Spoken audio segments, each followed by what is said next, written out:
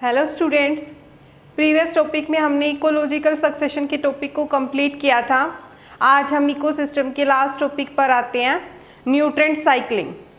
Nutrient cycling के बारे में, न्यूट्रेंट्स क्या होते हैं बेटा, जैसे carbon, hydrogen, oxygen, nitrogen, sulphur and phosphorus.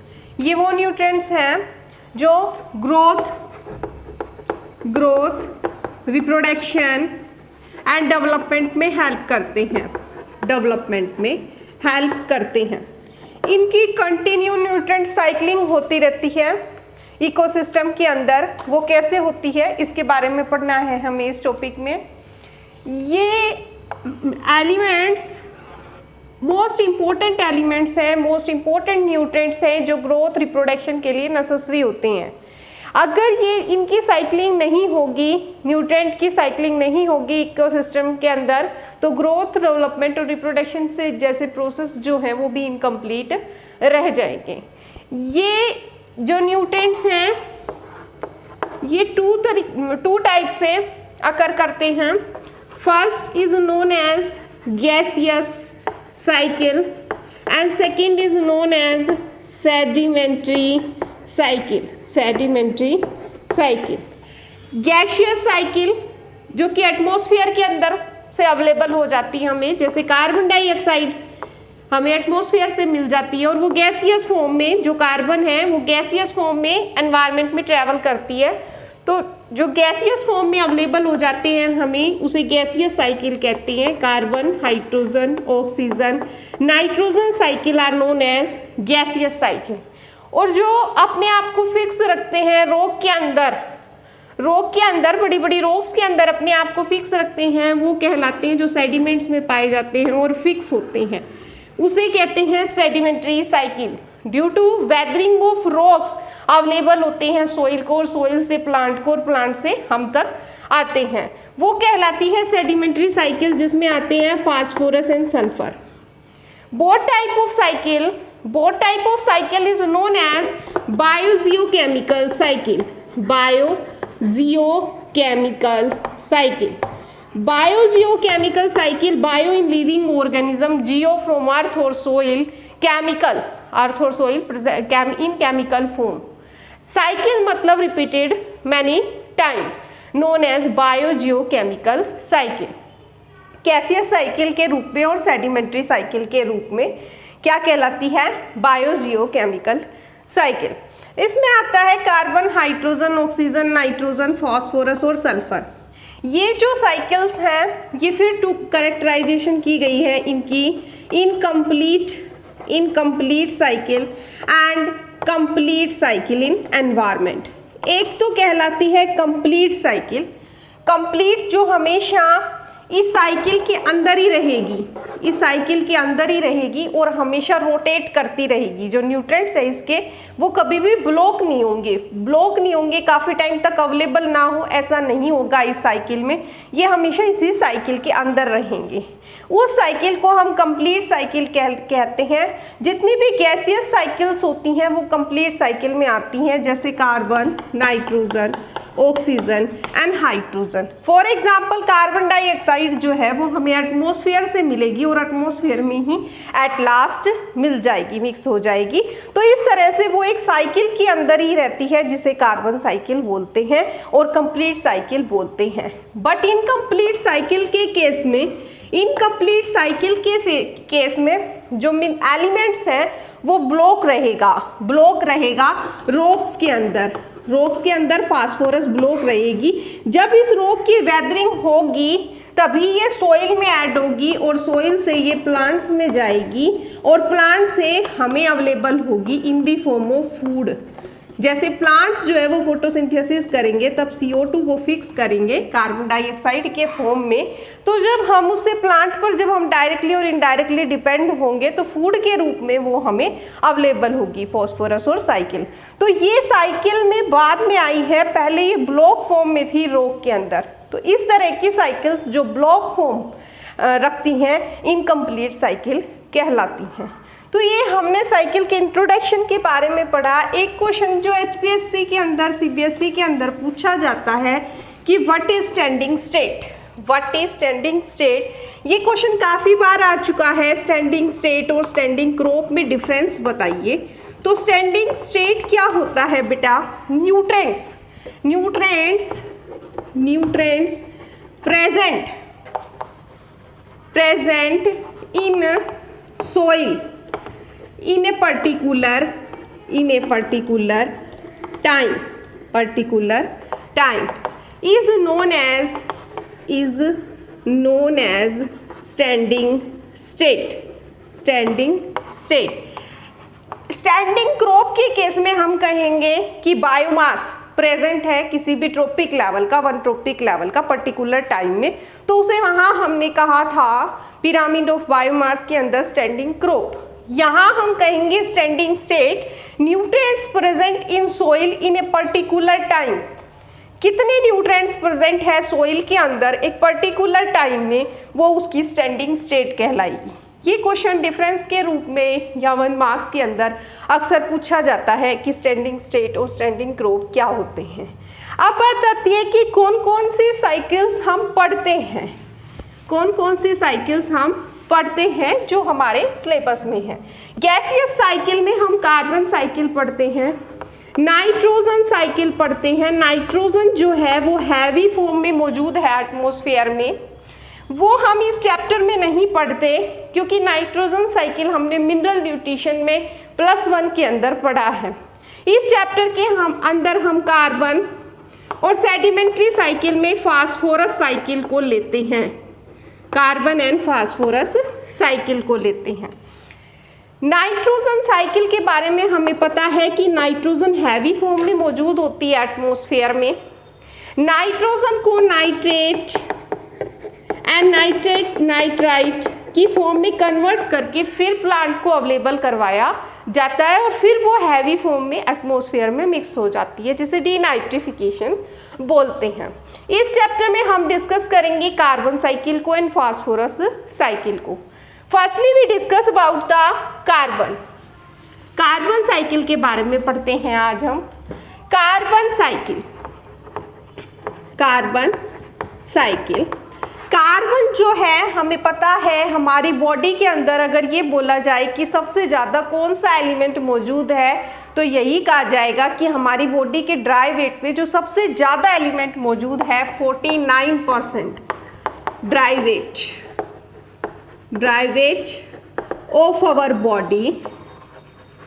Of our body किसकी है? कार्बन की बनी हुई है 49% dry weight of our body. अगर कार्बन के सोर्स को डिस्कस करते हैं कि ये कार्बन हमें कहाँ से मिलती है, तो हम मेनली 2 टाइप्स पे आते हैं। ओशियन, सबसे ज़्यादा हमें कार्बन जो है वो ओशियनिक फॉर्म से अवेलेबल होती है। लगभग 71% कार्बन ओशियन में मौजूद है। एंड सेकेंड जो फॉर्म आती है वो है एटमॉस्फेयर से और एटमॉस्फेयर से, वो है हमारी 0.03% 1% तक भी ले लेते हैं कार्बन एटमॉस्फेयर में मौजूद है।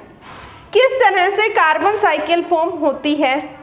कार्बन जो है वो मेनली कंस्टिट्यूट है प्रोटीन का, कार्बोहाइड्रेट का, फैट का, इन सभी का कंस्टिट्यूट है कार्बन। इसीलिए कार्बन मोस्ट इम्पोर्टेंट मानी जाती है और हमारी बॉडी वेट में 49% जो एलिमेंट निकल के आता है वो भी कार्बन होती है। कार्बन के सोर्सेज के रूप में हमने 2 सोर्सेज लिए हैं, ओशियन एंड एटमॉस्फेयर। ओशियन के अंदर ये 71% मौजूद होती है। अब हम डिस्कस करते हैं कि कार्बन कैसे एटमॉस्फेयर में रिटर्न करती है और कैसे एक साइक्लिक फॉर्म को गेन करती है। Carbon in ocean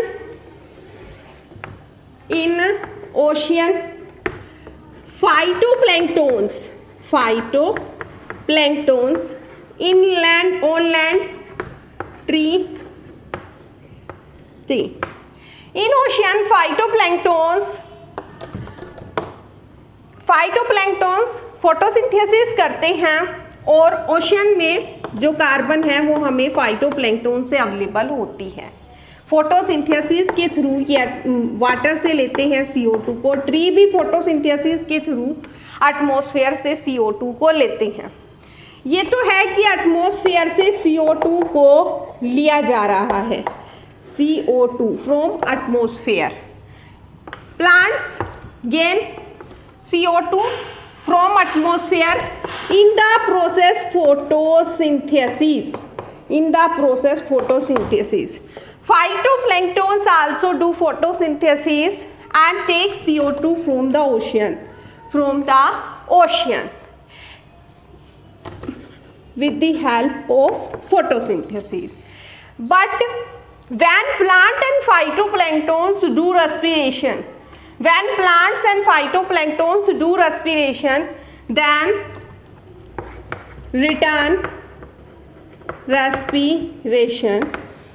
return CO2 to atmosphere again. Return CO2 को रिटर्न कर देते हैं एटमॉस्फेयर में again, that is respiration. Next form of carbon is available when plants fix this carbon dioxide in the amount of glucose or organic form, animals gain this fixed carbon dioxide in the form of food. Animals भी लेते हैं इसे food के रूप में। when animals and plants become dead or decompose by the decomposer organism, again CO2 return to the atmosphere. Again CO2 return to the atmosphere. जब plants और animals या फाइटोप्लैंक्टन्स डेड हो जाएंगे तो ये एटमॉस्फेयर में CO2 को फिर से रिटर्न कर दी जाएगी। नेक्स्ट, जब डिकम्पोजर डेड हो जाते हैं, फॉर्मेशन ऑफ फॉसिल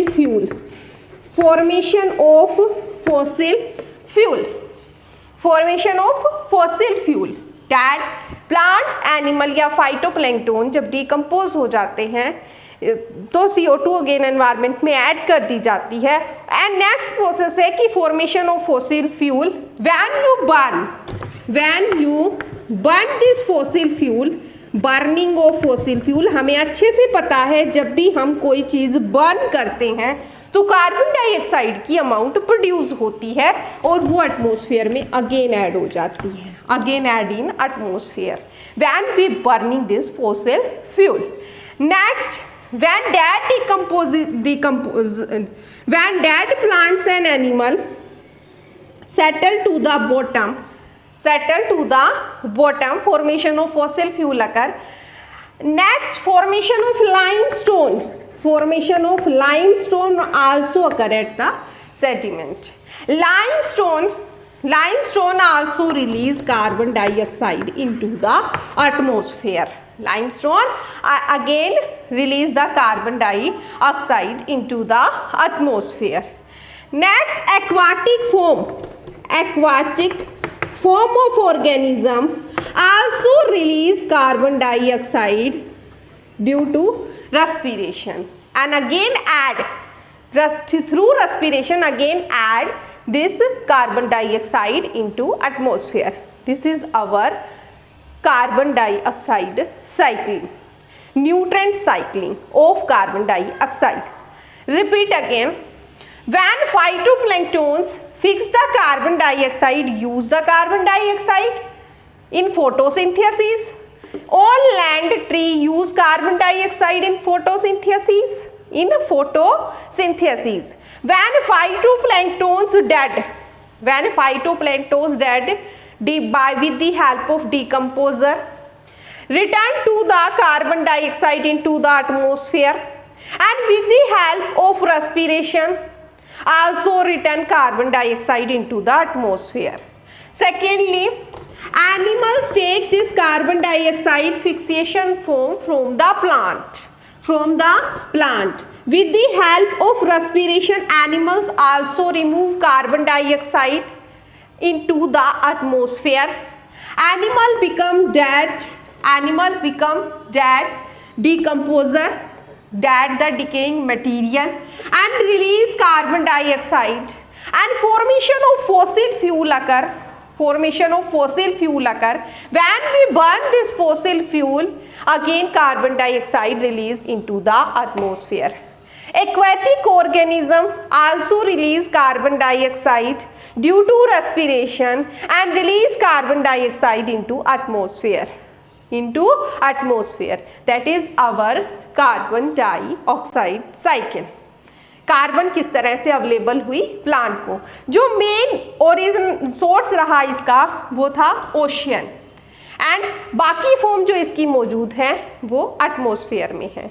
तो फाइटोप्लैंक्टन ने जो CO2 ली वो ओशियन से ली, ट्री ने जो CO2 ली वो एटमॉस्फेयर से ली। फोटोसिंथेसिस एक ऐसा प्रोसेस है जो कार्बन डाइऑक्साइड को फिक्स करके हमारे एनवायरनमेंट में से कार्बन डाइऑक्साइड की अमाउंट को बैलेंस करने में हेल्प करता है। इसीलिए कहा जाता है कि पेड़ जो ट्री है उसको ज़्यादा से ज़्यादा प्लांट करना चाहिए। डिफॉरेस्टेशन हो रहा है आजकल, जिसकी वजह से इस कार्बन डाइऑक्साइड की अमाउंट एटमॉस्फेयर में बढ़ती जा रही है। इस कॉन्सेप्ट को हम एनवायरमेंटल इश्यू में डिस्कस करेंगे। नेक्स्ट साइकिल जो है हमारी वो है फास्फोरस साइकिल, से नेक्स्ट लेक्चर में डिस्कस करेंगे। Thank you.